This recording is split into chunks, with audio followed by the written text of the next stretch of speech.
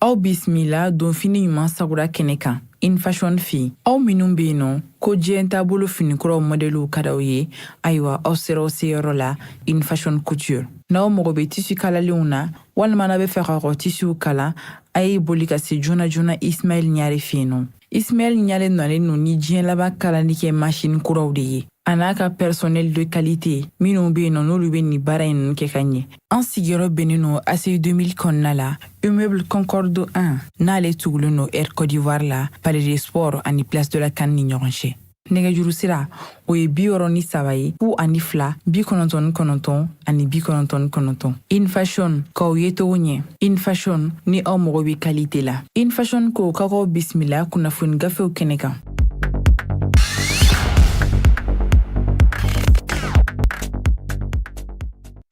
Joliba Jabarani filɛbaw an ka foli ani tanuni an b'o ta ka di aw bɛɛ lajɛlen ma arajo Joliba lamɛnbaga cɛ ni muso denmisɛn ni maabakɔrɔba minnu fana bɛ k'an filɛ bɔlɔlɔ sanfɛla la an ka page Facebook ani YouTube limanaw an b'aw fo bi ye juma ye min bɛ novembre kalo kofɔ ale tile 23 de sɔrɔ san 2023 an balimaw aw minnu sigin bɛ ka nin jɛmukan in kɔnɔ min ye lazala jɛmukan ye a bɛ sigi don o don limanaw ni kunnafoni sɛbɛnw kɔni bɔra a diyagoyalen bɛ anw kan an ka ye nin kɛnɛ in kan gafe ninnu kɔnɔ kuma ka bama yɛlɛma kunnafoni nɔfɛtɛ ko de don minnu bɛ yen ni ayiwa gafew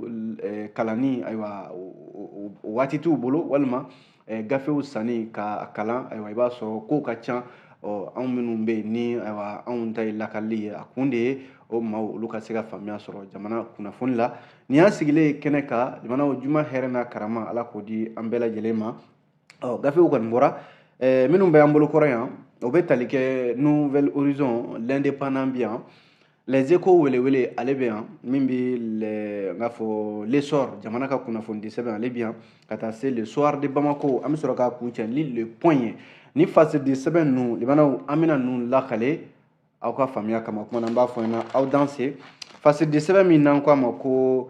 Nouvel Horizon limanaw an bɛ lakali daminɛ ale la a y'a jira k'a fɔ ko Niger u ka jamana kuntigi n'o ye Général Abdurahmane Tchani k'ale nana kunungo Bamako yan nɔ min ye jamana ɲɛmɔgɔw ye ani olu ye ɲɔgɔn ye hakilila falen caman tɛmɛna u ni ɲɔgɔn cɛ Général de brigade Abdurahmane Tchani ayiwa nin kɔni y'a siɲɛ fɔlɔ de ye ale ka bɔ a ka jamana kɔnɔ k'i kunda jamana wɛrɛ kan kabi a ye fanga minɛ Bazoum la ko l'ère damadɔ kɔni a y'o kɛ Mali kɔnɔna la kɛrɛnkɛrɛnnenya la Faba Bamako yan min y'an ka jamana kuntigi ye colonel Assimi Goïta ale y'a kunbɛn Bamako pankurujigi kɛnɛba la min bɛ tali kɛ ɲɔgɔn ye foliw bɛɛ lajɛlen tɛmɛnen kɔfɛ min ye Général Abdurahmane Tchani ko ale ka nani Mali kɔnɔ yan dɔwɛrɛ tɛ o waleɲuman dɔn de don ka ɲɛsin Mali jamana ma ani u ka se k'u fanga fara ɲɔgɔn kan sango u kɛlen bɛ ka jɔyɔrɔjɛkulu min bila sen kan jamana saba in n'o ye Mali ni Burkina Faso ani Niger ye n'u k'a ma ko AES limanaw ni AES in tɛ dɔwɛrɛ ye Sahel jamanaw minnu bɛ yen ni bamaja wale ɲɔgɔn ɲɛnen bɛ olu ka se ka fara ɲɔgɔn kan a yɛrɛ y'i kanto k'a fɔ ko ni AES in n'o ye jamana saba in ka fara ɲɔgɔn kan ye Sahel kɔnɔna la ko lakanako dɔrɔn tɛ a bɛna wara ka se fo ɲɛtaga baaraw ma ni jamana saba in denw bɛɛ lajɛlen bɛ se ka lafiya fara ɲɔgɔn kan in ka bɔ a nu ma cogo min na o de la Général Abdurahmane Tchani ani jamana kuntigi colonel Assimi Goïta ka ɲɔgɔn tɛmɛnen kɔfɛ a y'a jira k'a fɔ k'a bɛ Mali denw fo kosɛbɛ ko wa Mali kɛlen bɛ ka kumakan min bɛ yen n'o de ye anw ka kumakan ye ni o bɛ Mali sankɔrɔta fan bɛɛ lajɛlen fɛ n'o ye maliden kelen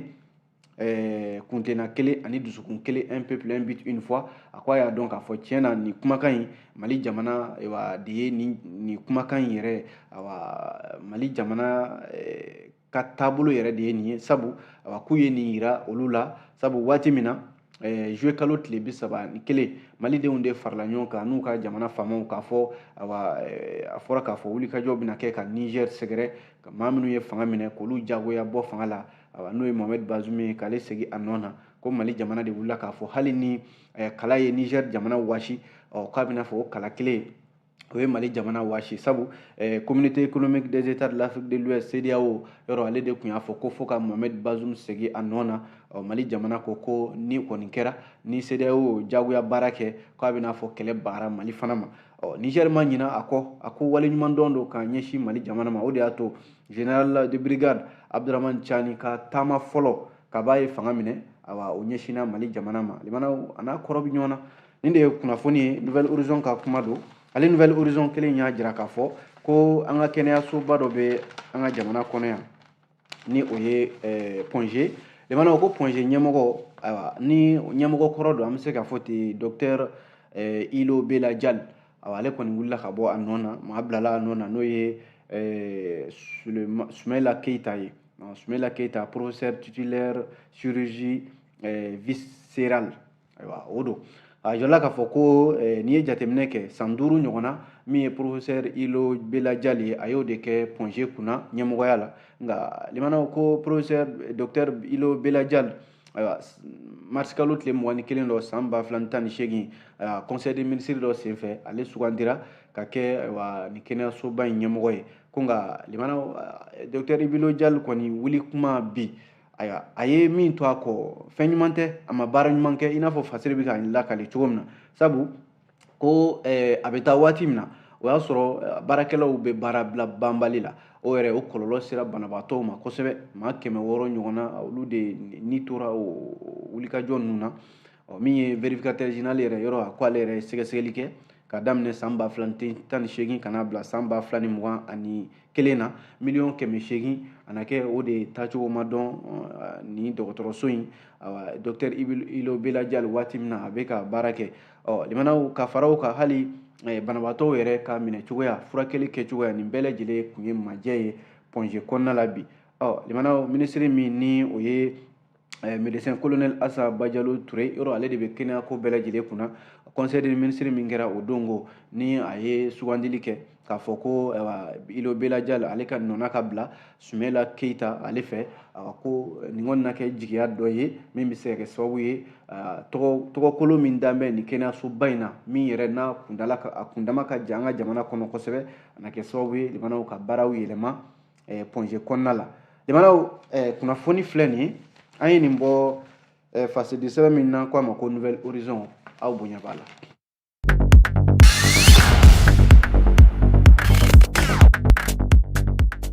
an bɔra ye fasidi sɛbɛn min na k'a ma ko l'indépendant limanaw a y'a jira k'a fɔ ko nin waati in na ko n'i ye jateminɛ kɛ jalaki de bɛnnen bɛ maire damadɔ kan wa u bɔra u jɔyɔrɔ yɛrɛ la ka ban l'indépendant ka kunnafoni la min ye Bamako maireba ye conseil district ka taa se commune 2 ani commune 4 Bamako sigida 2 ani 4 olu maires fana k'olu wulila ka bɔ u jɔyɔrɔ la Adama Sangare o ye Bamako maireba ye Cheikh Aba Ɲare ale ye commune 2 Bamako sigida 4 o maire ye ale ye fo ka taa se Elhaji Adama Berete ma ko ninnu kɔni wulila ka bɔ mairiya la o la sa limanaw dɔrɔn tɛ ko baara a ma kɛ ka ɲɛ wa fana ko sigidalama minnu bɛ yen ni olu de y'u sugandi k'u ka maires ye sigidalamaw ma wasa baara taabolo la wa hali ko nafolo yuruguyurugu bɛɛ lajɛlen bɛ a ko siratigɛ fana na o la sa n'i y'a lajɛ u nɔna bɛna bila ni maa minnu ye o ye maa kɛrɛnkɛrɛnnenw ciden kɛrɛnkɛrɛnnenw de n'o ye délégation spéciale ye ko conseil des ministres min kɛra ministres ka laadala ɲɔgɔn ye araba tɛmɛnen novembre kalo tile 22 o de ye wulila ni nin hakilila in ye ko maire minnu filɛ nin ye n'u tɔgɔ fɔlen bɛ nin ye Bamako yan nɔ Bamako sigida 2 ani 4 ani Bamako maireba yɛrɛ o maires ko wulila ka bɔ u jɔyɔrɔw la limanaw nin baara in kunfɛ ko tɛ sariya de bɛ a ko bɛɛ lajɛlen la sabu a jarala k'a fɔ ko maire kɔnɔ ni maire taara k'a kɛ maire ye baara min kalifara la n'a ma baara kɛ ka ɲɛ a jagoyalen bɛ sariyaw bɛ yen i n'a fɔ loi 2023-004 min taara mars kalo tile 13 san 2023 collectivité territoriale mara cɛman bɔli ka sariyaw don ka taa se loi numéro 2023-005 min taara mars kalo tile 13 san 2023 o de bɛ maires ka cogoya kofɔ n'o ye statut particulier district de Bamako limanaw ka taa se Adama Sangare yɔrɔ a b'ale de fana kofɔ ani maire minnu bɛ yen i n'a fɔ commune 4 commune 2 olu ka lahalaw a b'o de kofɔ walasa conseil des ministres min kɛra o dongo a y'a jira k'a fɔ ko baara min kalifara ninnu na jamana o baara a ti ka kɛ ka ɲɛ wa ko baara ninnu dɔw bɛ tali kɛ sigidalamaw ka hakɛw i n'a fɔ jɛyali walew sigida ka jɛya ani nafolo minnu kalifalen bɛ u la n'a kan ka don sigida ɲɛtaa la o baara ninnu caman de bɛ yen majɛ nana kɛ olu la sariya min filɛ nin n'an y'a fɔ sisan ko a jɔsen minnu bɛ yen i n'a fɔ article 11 o b'a jira k'a fɔ ko maire ninnu jagoyalen bɛ u ka bɔ u jɔyɔrɔw la min ye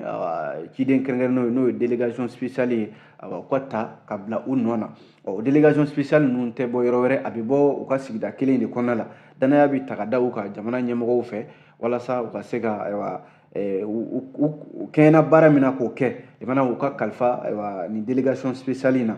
limana o de baara daminɛna ka ban sabu ko Adama Sangare Cheikh Aba Ɲare ani Elhaji Adama Berete ninnu kɔni sariya tara ka ban ninnu tɛ maire ye bilen wa maana bila u nɔ na n'o ye délégation spéciale ye walasa ka se ka maire baara ka tɛmɛ ni a ye ko kalo 6 o de dilen bɛ nin délégation spéciale ninnu ma limana kunnafoni de fana filɛ an ye nin bɔ indépendant kɔnɔ bi sɔgɔmada in na aw bonya b'a la.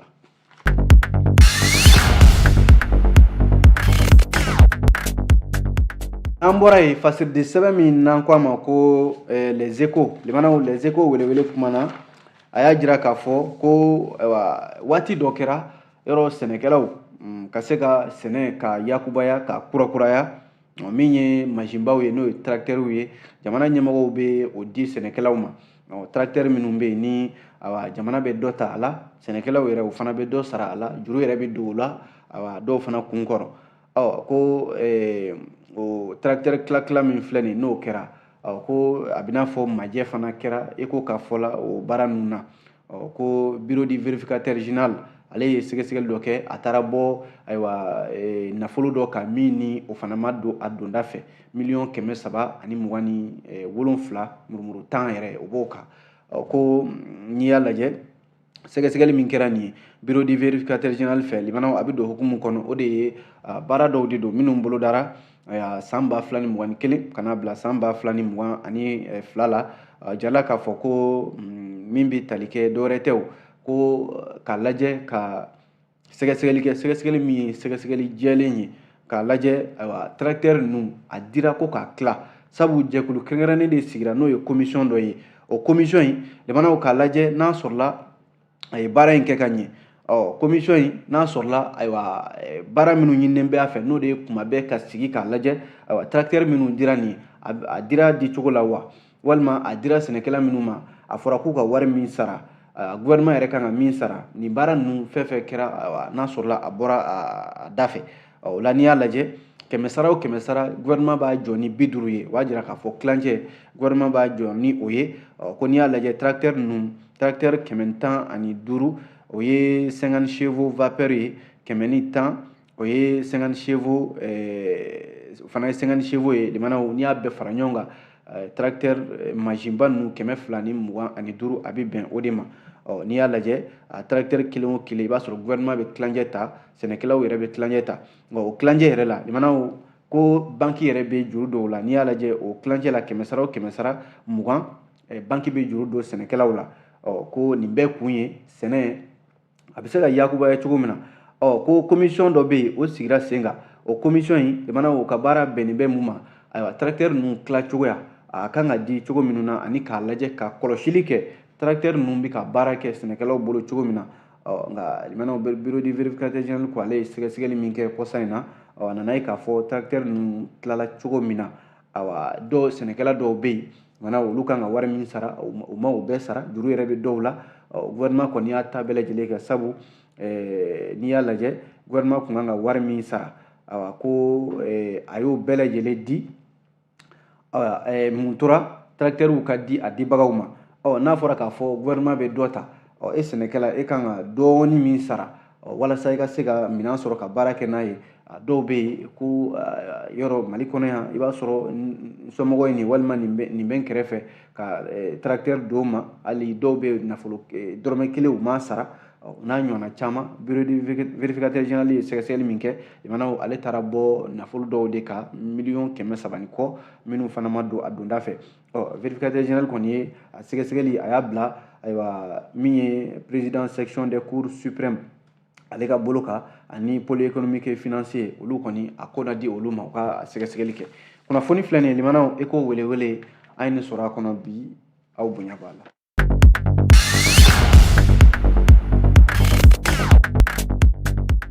n'an bɔra ye fasiridi sɛbɛn min bɛ yen n'an ko a ma ko l'essor ale ye jamana ka fasiri ye limanaw a ko kidal ani segu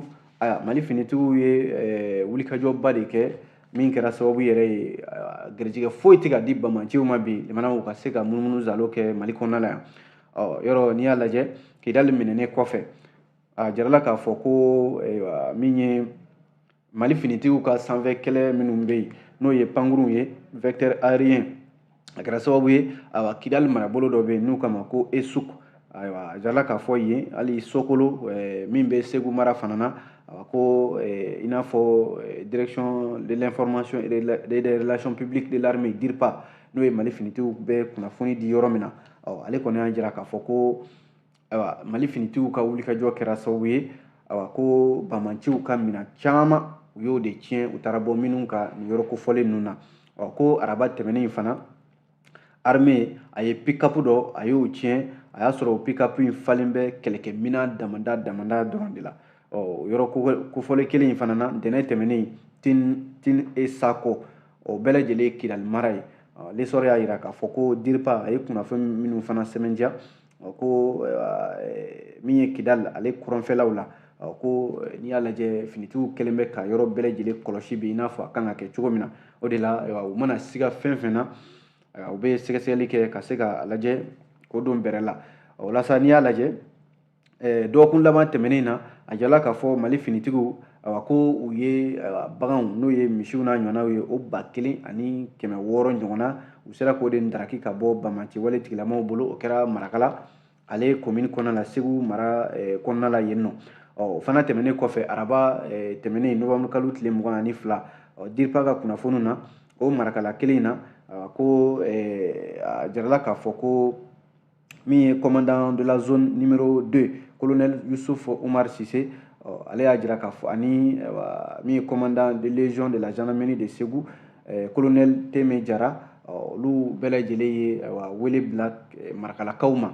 ko sisan u kɛn bɛ ka fɛn dɔ jateminɛ k'a fɔ baganw de bilalen bɛ u yɛrɛ ma a dun jɛla k'a fɔ nin waati in na min ye sɛnɛw ye maaw ka balo de bɛ ka bɔ sisan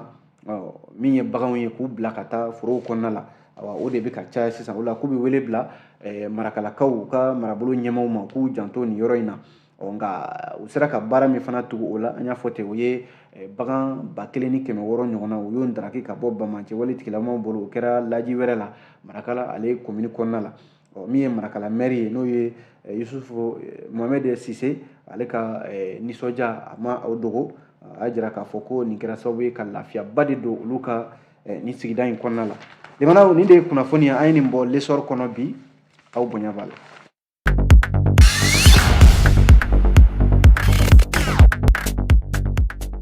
n'an bɔra ye limanaw fasiridi sɛbɛn min bɛ yen n'an ko a ma ko le soir de Bamako ale kumana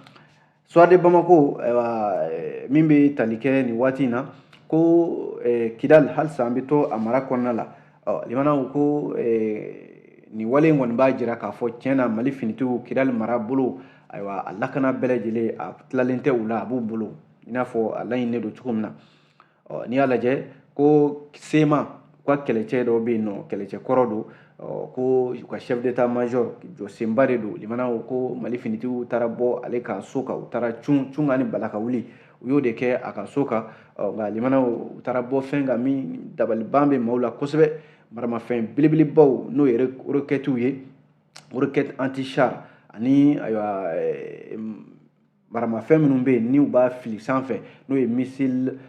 anti-aérien ye ani min ye marifa caman ye ayiwa fama forces armées maliennes k'u taara bɔ o de kan ayiwa nin cɛ in n'o ye sema ka kɛlɛcɛba dɔ ye a ka so kidal mara kɔnɔna la n'i y'a lajɛ ko laraweli min ni lakanabaliya kɛmɛ o sababu ye Mali finitigiw ye o min kɛ ka taa u tɛgɛ da Kidali kan novembre kalo tile 14 tɛmɛnen hali sisan o baaraw de bɛ sen na n'i y'a lajɛ an bɛ don min na ko bi Kidali a marabolo kɔni tiɲɛna k'a bɛ Mali finitigiw bolo cogoya sugu bɛɛ lajɛlen la ka sababu yɛrɛ kɛ Kidali yɔrɔ gouverneur kura sigira yen nɔ cɛ min filɛ nin ni bɔ taara kɛ a ka so kan a tɔgɔ de ye ko Mohamed Ag Nazim Mohamed Ag Nazim min filɛ nin chef d'état major SEMA ka kɛlɛcɛ kuntigiba de don kunnafoni minnu sɔrɔla Kidali marabolo kɔnɔ olu y'a yira k'a fɔ ko ni cɛ in ka baara kun bɛnnen bɛ Azawad kɔlɔsili ani ka se ka mugu minnu bɛ don dugumakolo jukɔrɔ olu baaraw labɛnni a ka baara kun bɛnnen bɛ o de ma ko a na kɛ a fagara yɛrɛ wulikajɔ min kɛra Mali finitigiw fɛ ANEFIS waati tɛmɛnen ninnu na ko a tora o kɛlɛ la MINUSMA ka bolimafɛn dɔ k'a kun b'o kɔnɔ min kun falen bɛ muguw la tewu Mohamed Ag Nazim hakilila jiginna ko nin kun ye Muammar Kadafi n'o ye Libi jamanakuntigi kɔrɔ o ka danayama belebeleba de fana kun don wa ko maramafɛnw tara ka di a ma Libi jamanakuntigi fɛ waati min na Kidali bɛn waati sera ka na Kidali marabolo kɔnɔna la o dun ye kabako ye Fasiri n'o ye Suwali Bamako a ko n'i ye jateminɛ kɛ jamana o min ye Mohamed Ag Nazim ye ale kɔni ka so Mali finitigiw taara bɔ maramafɛn caman de kan maaw yɛrɛ hakili tɛ mun na nin waati in na nin b'a jira k'a fɔ Mali finitigiw gouverneur yɔrɔ ale ye communiqué kɛ n'o ye cikan ye k'a fɔ Kidalikaw ye ko finitigiw u bɛ wulikajɔ min na u ka finitigiw ka kumaw lamɛn sabu ko caman de bɛ yen kɔlɔsili bɛ ka kɛ bolimafɛn si tɛ yen ko e bɛ damatɛmɛ boli kɛ Kidali mara kɔnɔ walima Kidali n'a lamunu bɛɛ lajɛlen ani fana i n'a fɔ commandant PC tactique Kidali ale ye bataki min kɛ ka ɲɛsin Kidalikaw ma ani k'a fɔ min ye nɛgɛ kanɲɛ 20 mana tɛmɛ maa tɛ bɔ bɛɛ bɛ to sokɔnɔna la fo sɔgɔmada joona nɛgɛ kanɲɛ 6 ka taa se fana sɛgɛsɛgɛliw bɛ kɛ Kidali n'a lamunu bɛɛ lajɛlen la a n'a marabolo ani fana n'i yera limanaw i bɛ sɛgɛsɛgɛ n'a sɔrɔla bugunatigɛ sɛbɛn b'i bolo o kɛra carte d'identité o kɛra katina walima passeport k'i ka malidenya sabati ani fana jalamugu min bɛ meleke maaw kunkolo la n'i yera i bɛ jalamugu bɔ k'a lajɛ e ye maa fasugu min ye nin n'a ɲɔgɔnna sɛgɛsɛgɛliw de bɛ sen na i n'a fɔ ni maaw fana yera ni maramafɛn yera minnu bolo limanaw ka taa maramafɛnw di joona u ka sigida ɲɛmaaw maire walima dugutigiw ma u ka lase Mali finitigiw ma limanaw nin bɛɛ lajɛlen bɛ mun ko fɔ k'a fɔ ko Kidali bilama tiɲɛ yɛrɛ la a bɛ ka Mali fiɲɛ sama i n'a fɔ Kidalikaden dɔ ale de ka kuma in ko Kidali respire désormais le Mali o b'a jira k'a fɔ Kidali kɔni a bɛ Mali kɔnɔ bi wa a bɛ ka Mali fiɲɛ sama limanaw maa min ye nin kuma fɔ ale ye Kidalikaden ale ma sɔn fiyewu ka tugu maa minnu ye janfan kɛ ka ɲɛsin Mali jamana ma an bɛ don min na ko bi min bɛ tali kɛ alamisa tɛmɛnen na ko dingɛba dɔ yera suw caman taara ye o kɔnɔna la Mali finitigiw ye o taara bɔ o kan o fana sɛgɛsɛgɛliw limanaw o fana bɛ senna nin waati ninnu na min ye Fasiri Suwali Bamako ka kunnafoni don limanaw ko Irisi jamana ani Mali jamana y'u bolonɔ bila sɛbɛn dɔ la sɛbɛn in bɛ tali kɛ min na o ye ko sanu bɛ ka bɔ Mali kɔnɔ yan yɔrɔ a fɔra k'a fɔ farafinna tilebiyanfan jamanaw Mali de ye jamana sabanan ye min sanu bɛ bɔ a kɔnɔna la o dɔnnen bɛ o sɛbɛntiyara n'a ma ɲɛ ko Mali ye sanu bɔ jamana ye Irisi jamana ni an ka jamana bɛ bolo di ɲɔgɔn ma min na sisan ko u bɛna min bɛ sanu ka bama yɛlɛma walima ka sanu kolokolo ka fara ɲɔgɔn kan k'u bɛna o jɔ n'o ye raffinerie ye min bɛna kɛ sababu ye san o san tɔni 200 k'o bɔ sanu la ka se ka o dilan an ka jamana kɔnɔ yan ko o bolonɔbila sɛbɛn kɛra Mali ani Irisi jamana cɛ yɔrɔ kɔsa in na Mali ni Irisi jamana bɛnna baara dɔw fana kan ko kuranko gɛlɛya min bɛ yan ka tile bama yɛlɛma ka kɛ kuran ye n'o ye centrale solaire ye k'o fana baaraw bɛna bila sen kan yanni san 2025 o cɛ ko a fanga o bɛ taa mégawati 200 walima 300 la o b'a jira k'a fɔ Fasiri ka ɲɛfɔli la Irisi ni Mali baara caman de bɛ yen minnu nun bɛ ka don an ka jamana kɔnɔna la yan kunnafoni de ye nin ye limanaw Suwali Bamako a ye nin sɔrɔ a kɔnɔ aw bonya b'a la.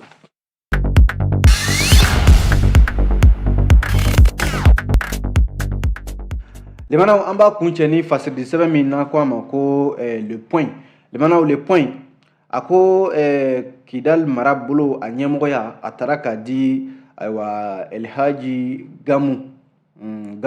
limanaw ko Gamu a bɛna fɔ ale segira kokura ka da Kidal marabolo kɔnɔna la ni maa min bɛ Elhaji Gamu dɔn limanaw Mali finitigiw général Gamu k'a kɛra i n'a fɔ lamɛrikɛnw ka cɛ min bɛ yen n'u k'a ma ko Douglas MC Arthur ale ye segili min kɛ ka taa lamɛrikɛn jamana kɔnɔ